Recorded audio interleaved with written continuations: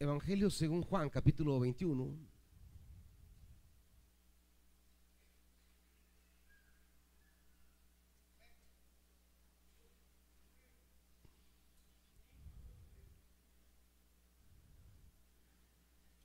Dice la escritura: después de esto, Jesús se apareció de nuevo a sus discípulos junto al lago de Tiberíades. Sucedió de esta manera: estaban juntos Simón Pedro, Tomás, al que apodaban el gemelo, Natanael, el de Caná de Galilea, los hijos de Zebedeo y los otros dos discípulos. Me voy a pescar, dijo Simón Pedro. Nos vamos contigo, contestaron ellos. Salieron pues de ahí y se embarcaron, pero esa noche no pescaron nada. Al despuntar el alba, Jesús se hizo presente en la orilla, pero los discípulos no se dieron cuenta de que era Él. Padre, ¿cuántas veces tú te pones a la par nuestra? Pasas frente a nosotros, te sientas junto a nosotros y no te reconocemos. Y al no reconocerte, fracasan todos nuestros proyectos.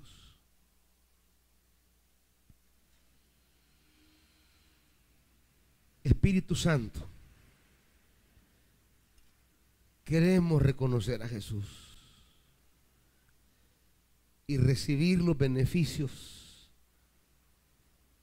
de saberle a nuestro lado, de tenerle en nuestro caminar. Padre, háblenos y mueva nuestro corazón hacia su palabra. Espíritu de Dios, en el nombre de Jesús, derrame palabra abundante, palabra generosa. Amén. Siéntense, amados.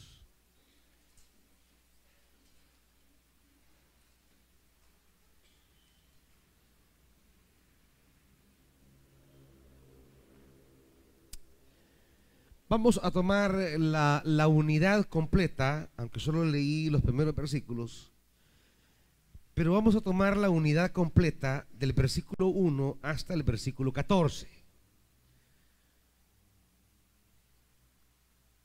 Y antes de desglosar, diríamos, las verdades que Dios quiere revelarnos, me gustaría que antes estructuráramos el pasaje. Así que tome la Biblia, manténgala ahí abierta, saque su lapicero si es posible. Vamos a estructurar el pasaje para poder percibir el mensaje central y el resto de verdades que Dios quiere llenar nuestra vida esta mañana. Del 1 al 14 tiene una unidad muy compacta, muy clara, muy evidente, que es un bloque de pasajes que son una unidad completa en sí. Y la vamos a estructurar de esta manera. Yo les he hablado siempre de cómo los autores, y particularmente Juan, es un autor que le encanta narrar las historias de Jesús usando una técnica que se llama de círculos concéntricos. Una técnica que se llama, unos le llaman quiasmo, otros le llaman círculos concéntricos, yo prefiero llamarle círculos concéntricos. Y esa técnica consiste en que el autor, al principio del relato, toca un tema y lo repite, o toca un tema que tiene relación con el tema inicial al final del relato. Y ese forma el primer círculo. Y se llama círculos concéntricos porque a medida que se va desarrollando el relato, se van haciendo círculos hasta llegar al centro.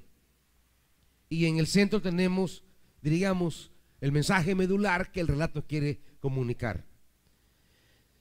Repito de nuevo el tema de círculos concéntricos. Es una técnica de narración que emplean los autores bíblicos, y Juan es abundante en sus relatos a usar esta técnica, donde el autor comienza a relacionar los primeros versículos de su relato con los últimos versículos, luego los versículos siguientes con los penúltimos, y así se va haciendo una relación hasta llegar al círculo central. Tomemos el relato y caminemos juntos en encontrar las primeras relaciones. Versículo 1 y 2 comparten relación con el versículo 14. Nótelo bien. Lea versículo 1 y versículo 2 y lea el versículo 14. Y dígame cuál es la relación allí. ¿Hay una relación? ¿Cuál es la relación? ¿Cómo? El aparecimiento o la manifestación de Jesús a los discípulos. Y son las únicas 3 ocasiones en que aparece el término manifestar en todo el relato.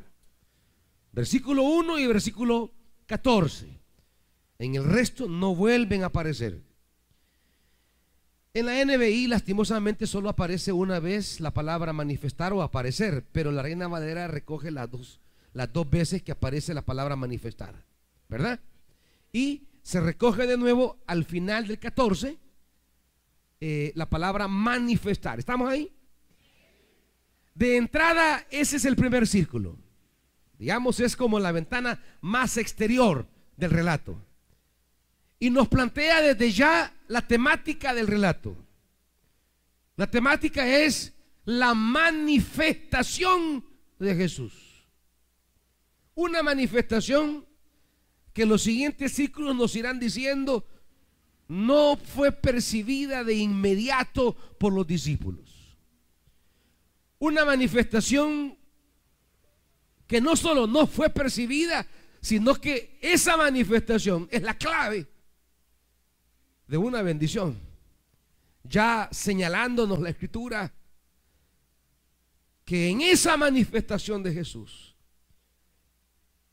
ahí está nuestra bendición. Y si no aprendemos a visualizar, si no aprendemos a ver cuando Dios se nos manifiesta, corremos el riesgo de echar a perder nuestra bendición. Por tanto, ya el primer círculo nos plantea esa temática. La gracia de Dios se manifiesta a nuestra vida y a veces nosotros no nos la percatamos. A veces decimos: Dios no me oye, Dios no me ve, Dios no me atiende. No es que Dios esté ausente, es que nuestras capacidades de percepción están nubladas. Capacidades de percepción espiritual, capacidades de percepción celestial. ¿Cómo percibo lo divino? No es ausencia de Dios, es incapacidad espiritual para discernir su presencia entre nosotros. No es que Dios no nos acompañe, no es que Dios no camine con nosotros, no es que Dios nos olvide, no es que Dios se separe de nosotros. Es que nosotros andamos a veces tan dándole vueltas a la mente, confundido, nos entorpecemos, nos tupimos, el entendimiento se aturde, la percepción se nubla y Dios se nos aparece y nosotros no le vemos. Y al no verle, no disfrutamos de su bendición. Al no verle, seguiremos con proyectos infructuosos. La manifestación de Jesús, ese es el tema de ese relato, el tema inicial con el que arranca.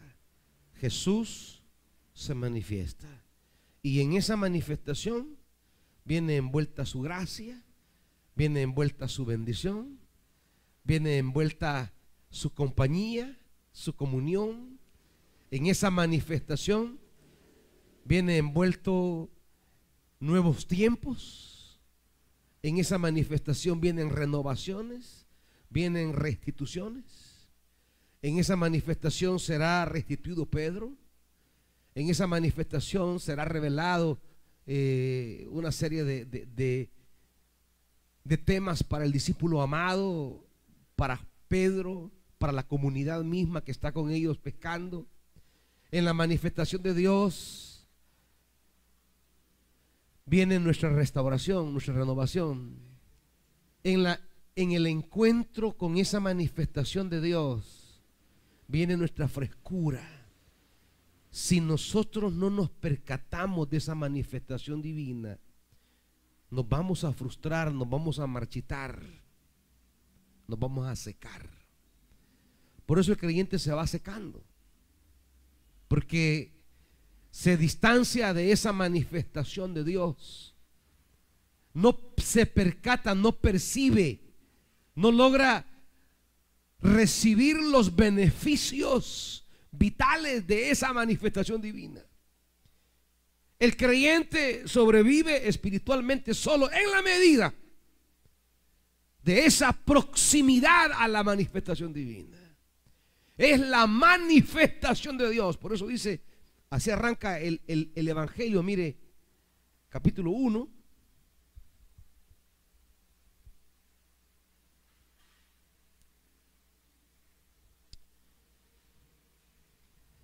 Capítulo 1 dice, versículo 16, de su plenitud, ¿qué dice?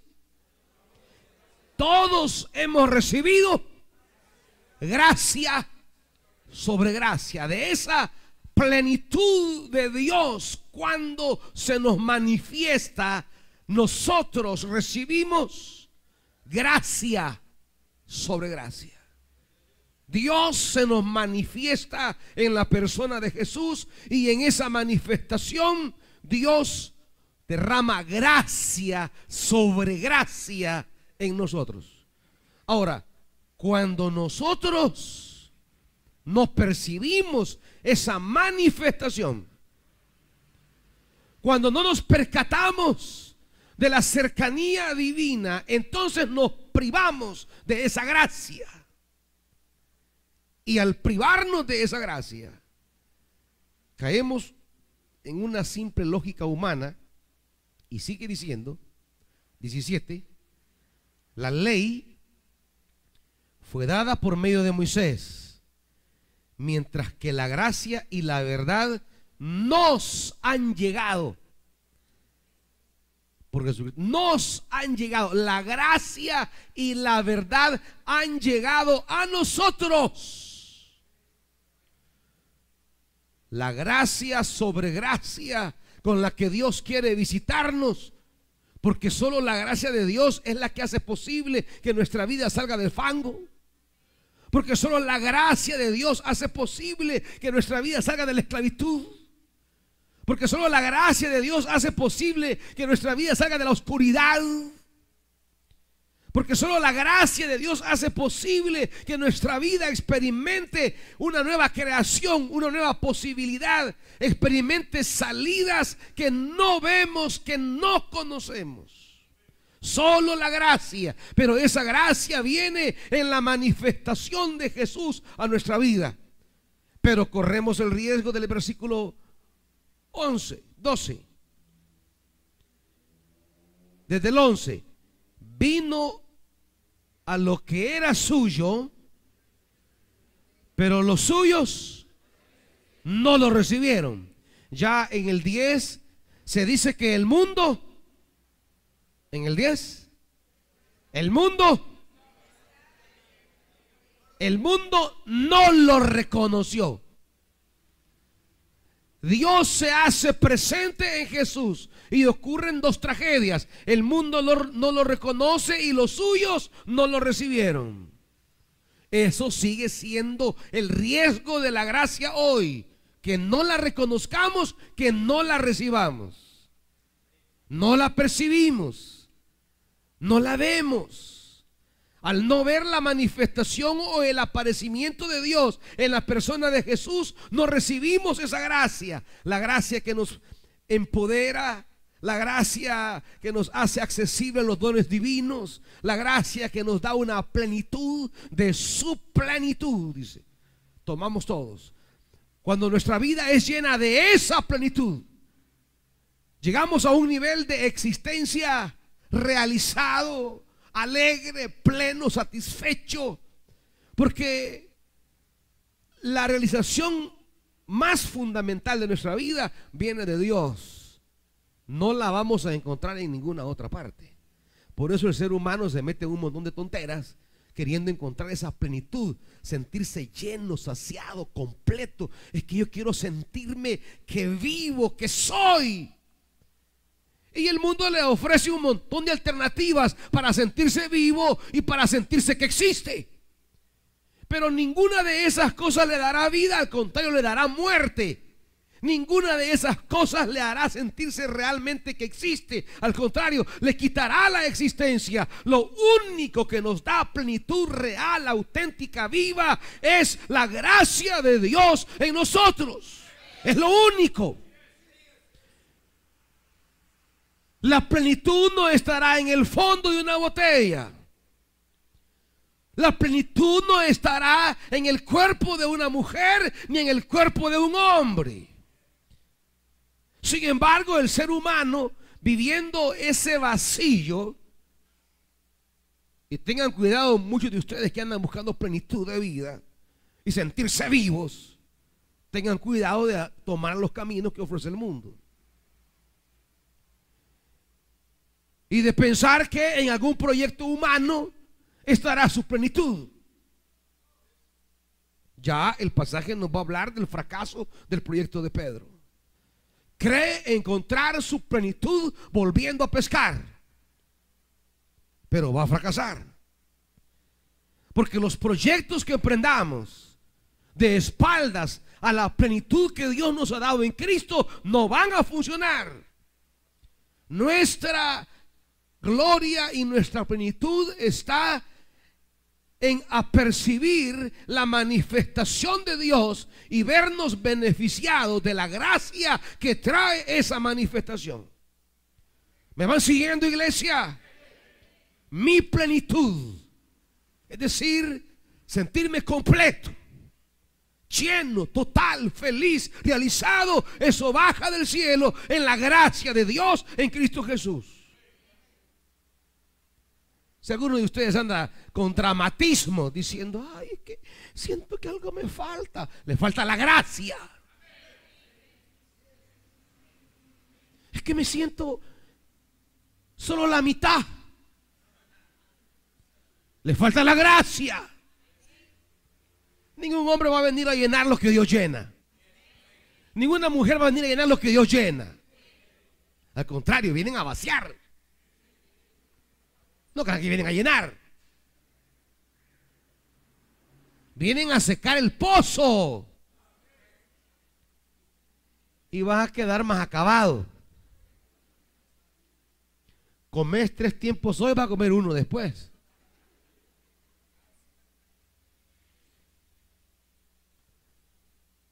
Los proyectos que no nacen en la experiencia de esa manifestación de Dios no van a caminar. Por eso es fundamental en este relato y en la vida del creyente, es fundamental saber ver al Señor, saber discernir al Señor.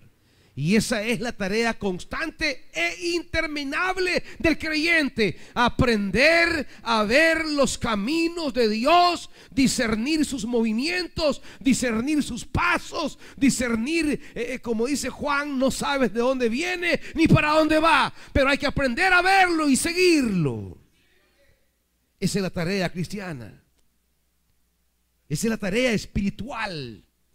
Y cuando el creyente percibe que Jesús se movió y va tras él, sigue experimentando la frescura y sigue y se va para allá Jesús, y él va tras él y va tras él y comienza a movilizarse donde él antes mantiene la participación en esa gracia.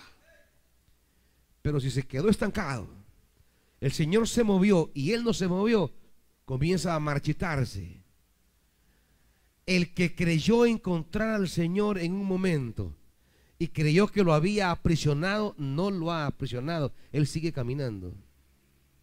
Si usted hubo un momento de su vida espiritual donde usted puede decir, es que yo hablé con mi Señor, yo vi al Señor, pero se quedó en ese momento y no fue una continuidad de seguir percibiendo al Señor, usted irá marchitándose, y es por eso que mucha gente termina marchita, porque deja de seguir percibiendo al Señor. Le oyó una vez, lo vio una vez y hasta ahí se quedó. No siguió captando su palabra, no siguió captando su movimiento. Este es el tema aquí. Volvamos a Juan 21. El Señor se apareció. Cuando el Señor se aparece en nuestra vida, siempre es para mejorarlo todo. Siempre. Por eso es la gracia. La gracia es, Dios se manifiesta con su gracia para bañarnos de esa gracia. Porque esa gracia es nuestra gloria, esa gracia es nuestra vida, esa gracia es nuestra bendición, esa gracia es lo que nos animará, nos alimentará y nos sacará adelante. Pero si no percibimos su presencia, nos privamos de esa gracia. Hay otra, diríamos, después del aparecimiento hay otro círculo. Y es el versículo 3, léalo. Y el versículo 11. ¿Cuál es la relación? Lee el versículo 3, lee el versículo 11 y me dice cuál es la relación.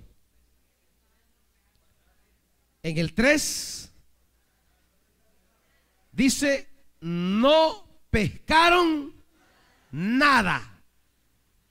Y en el 11, la red. ¿Cómo está la red en el 3? En el 3. En el 3 la red está vacía. En el 11 la red está. Algo ha cambiado aquí. La presencia, la manifestación de Jesús viene a llenar nuestras redes. Sin su presencia, nuestra red siempre estará vacía. Sin su presencia, nuestras tinajas estarán vacías y el vino se terminará. Pero con su manifestación. Su manifestación es nuestra única posibilidad para tener redes llenas. ¿Me van siguiendo, amados? La manifestación de Jesús cambia el vacío de nuestra red. La manifestación de Jesús. Por eso, repito lo anterior, en la manifestación de Jesús viene la gracia sobre gracia, ¿ya? Y esa gracia sobre gracia significa, se traduce en redes vacías, pasan a redes llenas. ¿Qué quiere usted? ¿Qué quiere usted, hermanito? ¿Quiere de verdad redes llenas? Lo primero que debe saber es que eso es posible. Lo dice el Evangelio. Pasaron de no tener nada a que esa red estaba a punto de reventarse. Y nada de que chimbolitos. ¿Cómo dice? Pescados. O sea, no estamos hablando de pesca. Esta es la misma relación con Juan 2. La misma relación. Tinajas vacías. Tinajas llenas hasta el tope, dice. Que no le cupieran ni una gota. Abundancia, exuberancia. Cuando Dios da, no da con miseria. Pero esto reside en su manifestación, que Él esté allí. Sin Él nada podemos hacer. Juan capítulo 15. Nada podemos hacer sin su manifestación. Su manifestación es nuestra gloria, es nuestra gracia. Dios transforma nuestra vaciedad en llenura. Y no con poquitez, no allí mumujeado. Hey, fueron casi 900 litros de vino, imagínense. 900 litros. Si con 1 litro ya la gente está tetel que ya. Ahora con 900. Imagínense. 900 litros del mejor vino. El pegador. Porque Él da de lo mejor. No crean que ese jugo de uva, que es más azúcar que uva. No, hombre. Vino de verdad. En abundancia. La red estaba vacía. Tu red puede estar vacía, hermano, mas su presencia hace que esté a punto de reventarse. Y de los mejores pecados. No solo es la abundancia, no solo es la cantidad, sino que es la calidad también. Allá no solo fueron 900 litros. Le dice el maestro Sala: has dejado el mejor vino hasta ahora. Es que lo mejor viene con Él. Lo mejor no viene con ningún hombre ni con ninguna mujer. Ay, hoy sí vendrá lo mejor de mi vida. No, hombre, prepárate, viene lo peor. Ay, hoy sí voy a ser feliz. Ya me voy a casar. Ay, mamita. Hoy sí ya seré feliz, como dice el cuento. Y se casaron y vivieron felices para siempre. Ahí te vas a estar, hijo. Ahí te vas a estar, María. No. Lo mejor no lo trae ningún ser humano. Lo mejor lo trae su presencia. Lo mejor a nuestra vida lo trae su presencia. Por eso el pasaje se interesa de hablar de la manifestación de Jesús, el aparecimiento de Jesús, porque en su aparecimiento allí viene mi bendición. Pero hay un problemita.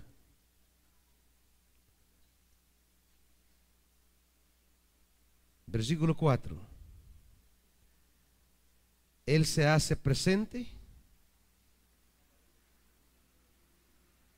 ¿Y qué pasó?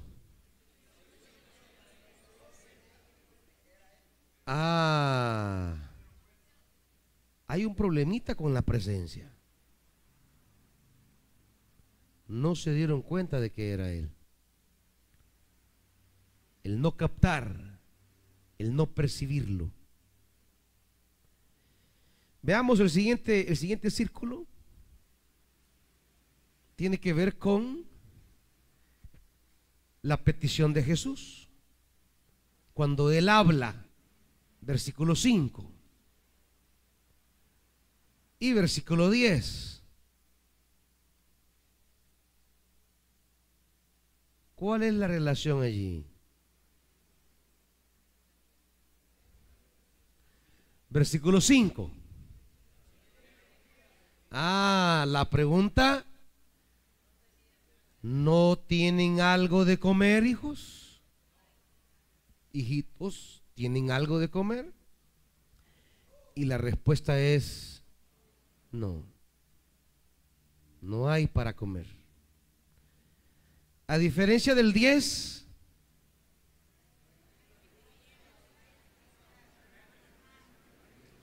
ahí ya no hay preguntas si tienen. Ahí ya hay. Traigan, cocinemos. Jesús habla. ¿Tienen algo? Nada. En el siguiente círculo Jesús dice: traigan. Cuando Él da, es porque te va a pedir. El problema es que hay gente que quiere tener redes llenas, pero no le quieren llevar nada al Señor. Pregunté: ¿quieren redes llenas? Amén. No estoy seguro si va a ser el mismo amén si les pregunto. Si el Señor te dice: tráeme de lo que te he dado, ¿cuántos van a decir sí, Señor? El amén es más chiquito, ya vieron, va. Solo unos 10. Cuando pregunté si querían redes llenas, todos: amén. El Señor te pide de la red: es que esto es mío. Es que mire, ya saqué cuenta, 183, los voy a vender a tanto, me sale tanto, y cabal, mire, le debo a fulano, le debo a mengano. No, Señor, para ti no hay ahorita. En la siguiente pesca, cuando salga otra vez,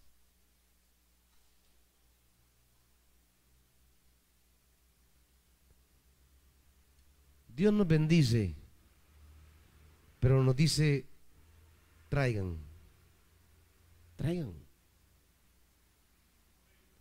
Nos encanta recibir, pero no dar. Es esencia del Evangelio. Dar en el Evangelio es fundamental. Dios amó, dio. Decimos amar, pero no damos. En el dar se expresa nuestro amor. No hay mayor amor que este, dijo Jesús, el que alguien dé su vida. Siguiente círculo.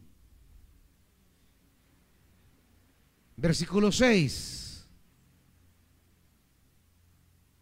Versículo 7. En la segunda mitad del versículo 7, ¿cuál es la relación?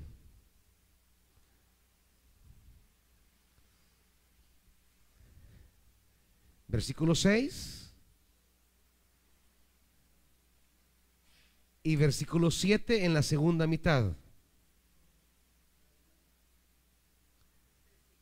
Hay una palabrita ahí común en ambos. Ajá. Jesús les dice: tiren la red. Y en el 7 al final, Pedro se tiró. Tiren la red, Pedro se tiró. ¿Ven las relaciones? Echen la red y Pedro también se echó al agua. La relación. Tiren la red. Pedro se tira al agua. Ya voy a relacionar esas dos ideas. Vamos al centro. El centro es la primera parte del versículo 7. Ese es el círculo central. ¿Y cuál es la esencia ahí? El discípulo a quien Jesús amaba le dijo a Pedro, ¿qué le dijo? Es el Señor.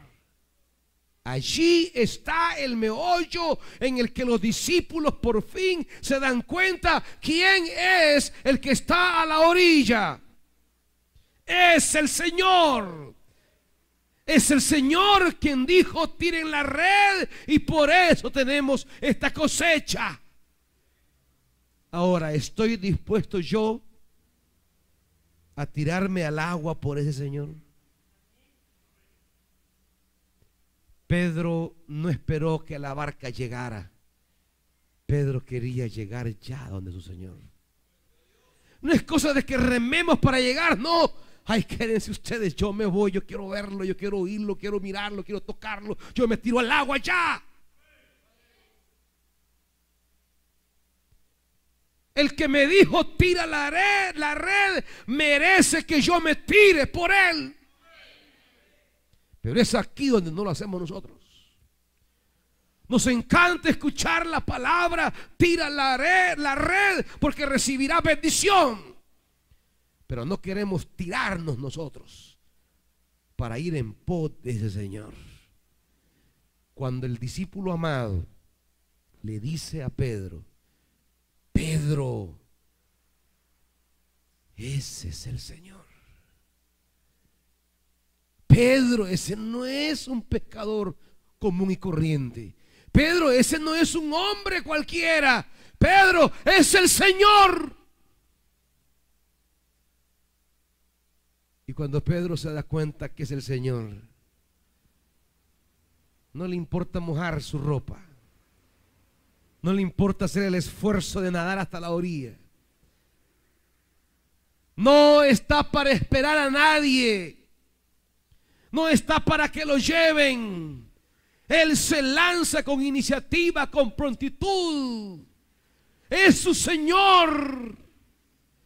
Pedro anhela a su Señor. Sabe que le ha negado y se lo recordará. Cuando llegan al 9. ¿Y qué verán en el 9?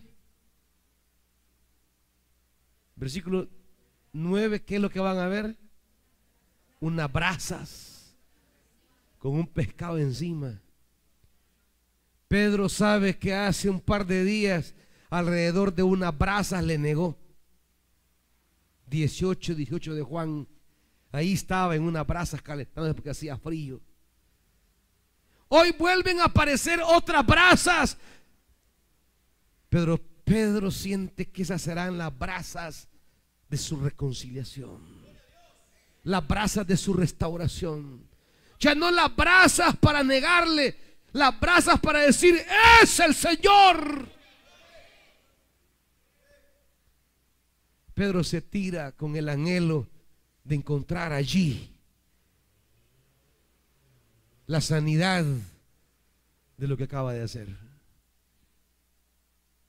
Pedro se tira sabiendo que ahí está la única persona que puede llenarlo de gracia, bañarlo de gracia. Pedro sabe que el que dijo tiren la red, vale la pena tirarse por él. Pero aquí hay un montón de gente que no se tira por Jesús. No, me voy a mojar. No, es que acabo de estrenar este zapato y no quiero que se me mojen. Es que me acabo de alisar el cabello. Me acabo de hacer ¿cómo le llaman? Un brasileño, ¿cómo le llaman? Un volado brasileño que hacen en el pelo, ¿epa? No. Es el alisado. Es que me lo acabo de alisar y si me cae agua se me va a quebrar. Es que voy a mojar el celular.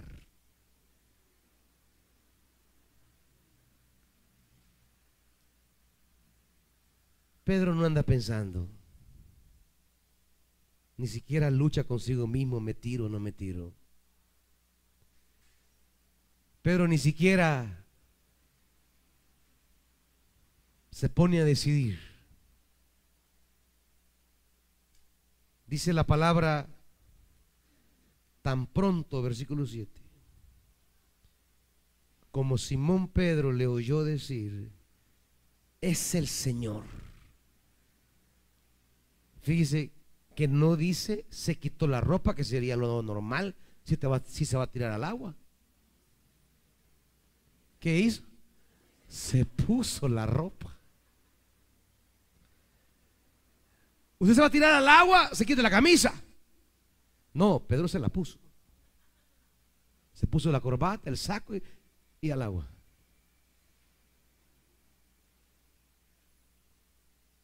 Pues estaba semidesnudo y se tiró al agua. Pues lo normal hubiera sido salir en calzonetas si están en el mar. Están en la barca.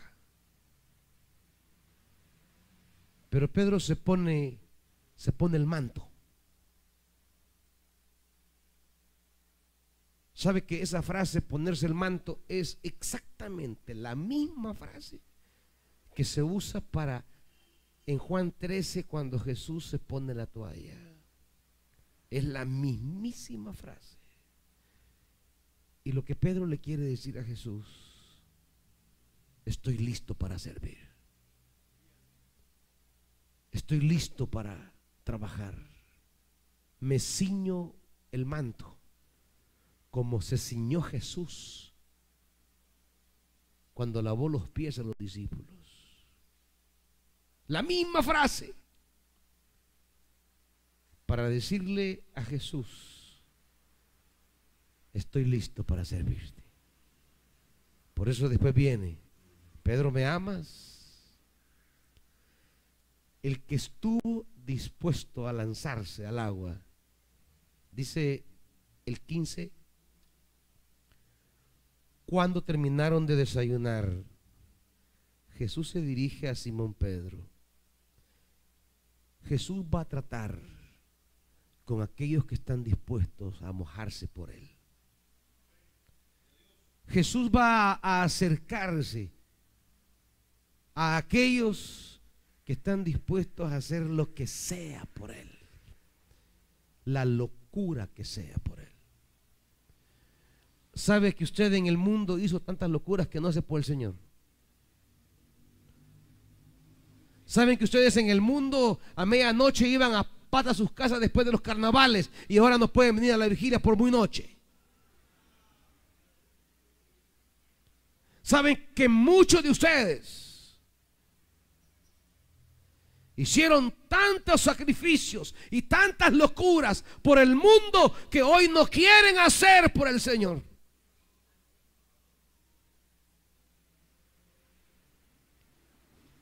Allá estaban en los amaneceres, nunca miraban el reloj. Si alguien se levantaba, cálmate vos, esperate, si apenas son las 2 de la mañana, hombre. Están en vigilia, están a las 10. ¿Y qué va a terminar la vigilia?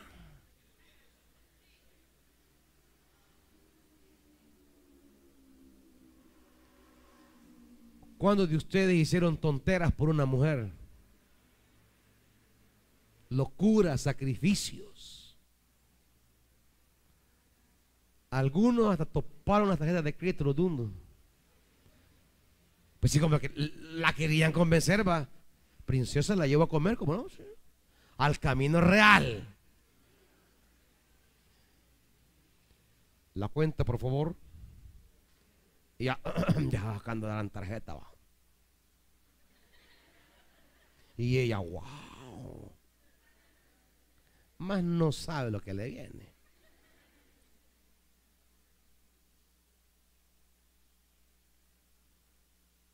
Entremos aquí, mi amor, allá por galerías. Esas mangas de zapatos caras, ¿cómo llaman? Esa, Digan ustedes si les han comprado, hombre. Una Nike West. Mi amor, elija el par de zapatos que quiera. Por favor, que no baje de $100. Sus lindos pies merecen zapatos de lo mejor. De cuero. Genuine later tiene que decir.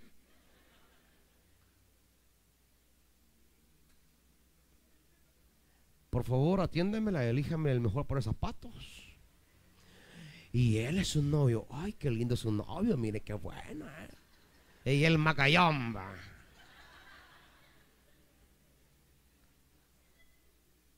Allá a los 3 meses, mire, se ha atrasado con la tarjeta. No va a venir a pagar. Y la novia, mi amor, ¿y no me vas a llevar a comer? Ay, Fred, estoy tan ocupado. Ajá, ¿y por el Señor? ¿Y para el Señor qué?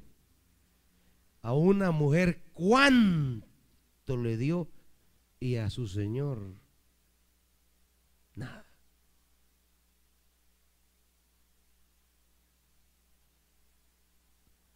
¿Cuántos chaparrones aguantó por su novia? Sí, mi amor, ya llego. Papi, pero está lloviendo. No importa, mi niña. No importa. Ya llego allí. Y ella va todo empapado tocando la puerta.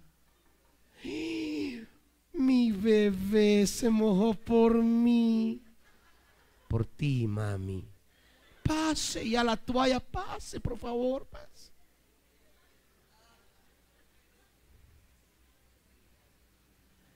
Pues sí, como hay bruto de bruto, sí, o sea. Pero para el Señor, ni una gota. No, viera que me caen mal 2 gotas, me matan. Miren, me caen 3 gotas, no, me pongo mal. Ir a servir a administración, hermanita. Mire, allá en las fiestas patronales y en los bailes, debajo del agua, moviendo el cuchumbo. Y él decía, ay, qué lindo, bailamos bajo el agua. Pero servir bajo el agua ya no es tan lindo.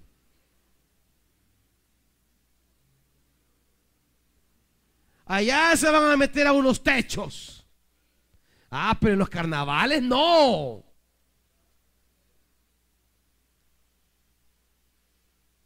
Empapaditos. Por el Señor no se tiran al agua. Por cualquier cosa se tiran al agua, menos por el Señor. Jesús va a llamar a Pedro, porque ese gesto de tirarse al agua a Jesús le dijo mucho. Lo que hacemos para Dios le dice mucho a Dios. Y Dios nos llama, vení, hablemos. Me amas, Señor, tú sabes que te quiero.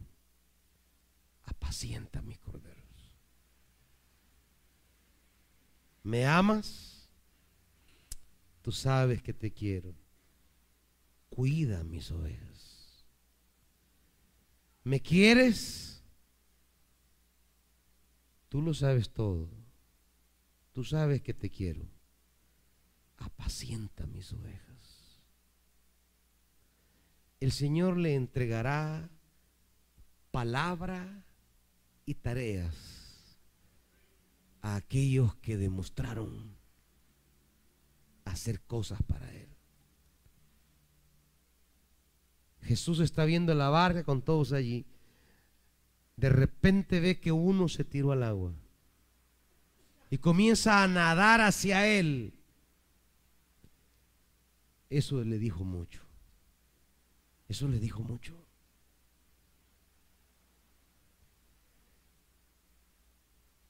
Eso le dijo tantas cosas de Pedro a Jesús. Lo que usted hace para Dios o deja de hacer para Dios, eso le dice mucho a Dios. Y aquellos que hacen cosas para Dios, se tiran al agua para Él, Él les prolonga el ministerio, apacienta, pastorea. Usted se tira al agua para Dios, Dios lo va a tomar en cuenta. Si esto es como un trabajador que usted tenga, ¿con quién va a querer estar usted más tiempo? ¿Con quién se va a sentir más agradado? ¿Con el trabajador que usted llega y ni siquiera lo saluda? ¿O el trabajador que le dice, tome jefe, le prepare un cafecito y lo sigue con un café de entrada? Cuando usted quiera platicar, ¿a quién va a llamar? Al que le agrada, al que hace cosas que le dicen mucho a usted. ¿A quién le va a encomendar confianza? ¿A quién le va a dar confianza? ¿Con quién va a tocar temas que no va a tocar con los demás? ¿Con quién va a dar cosas que no va a abordar con los demás? Pues a aquel que le demostró que estaba dispuesto a echarse al agua por usted. A aquel que le demostró que se tiraba al agua por usted. Pero aquel que lo vio y ni le paró bola a usted. Por eso Jesús le dice: Pedro, vení, apacienta mis corderos, pastorea mis ovejas.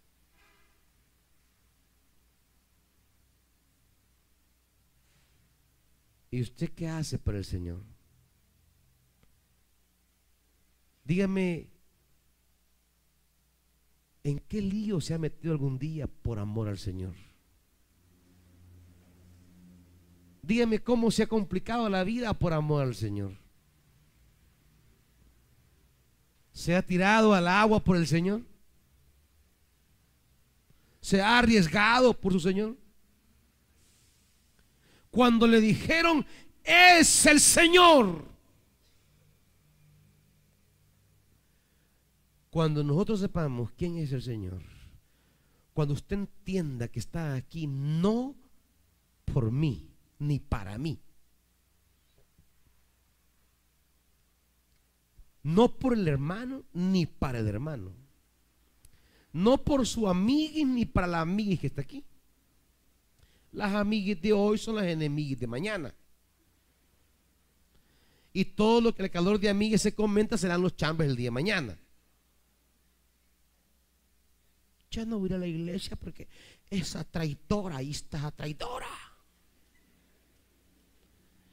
Y más que le conté mis cosas. Pues sí, pero ¿y qué tiene que ver el Señor con esas tonteras? Pues, ¿qué tiene que ver? Necesitamos volver a poner en el centro al Señor. Pedro es el Señor. Si es el Señor, digo, pero por Él todo. Sí, es el Señor. El problema es que no estamos viendo al Señor. Es que mire cómo me habla de pesada. Es que mire cómo me mira con ojo que me quiere comer. Y yo, para que me miren mal, no voy a estar yendo a la iglesia. Y que eso viene, pues. Aquí tenga claro que usted va a ver gente que la va a ver bien y gente que la va a ver mal. Gente que va a decir, hey, vino hermanita, qué linda, me alegra verla. Y otra que va a decir, ¿y esa que anda haciendo aquí? Pues sí, pero ¿y a quién viene, pues? ¿A que la reciban bien, a que la reciban mal o al Señor? Si es el Señor, ¿qué le importa cómo la miren, pues? ¿Qué le importa cómo lo traten? Mire qué malcriado me dejó con la mano así, mire, ve. No, yo no vuelvo a venir aquí.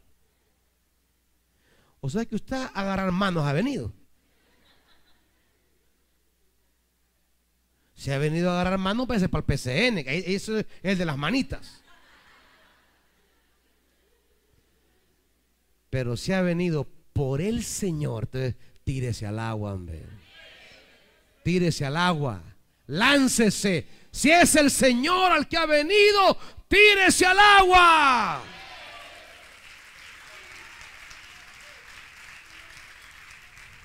Pónganse de pie, hermanitos.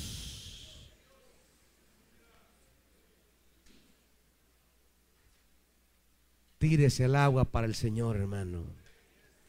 No se quede en la comodidad. Dígale al Señor: yo me quiero tirar al agua. Yo quiero verte. Quiero reconocerte. Yo quiero servir, trabajar, estar aquí por ti, Señor. Habrá gente que me agrade, que no me agrade. Habrá gente a la que caiga yo mal, le caiga bien. Pero me importa decir: es el Señor. Estoy por el Señor. Y me tiraré al agua una y otra y otra y otra por mi Señor. Me importa mi Señor. Dígale al Señor que su corazón lo quiere tener cerca de Él.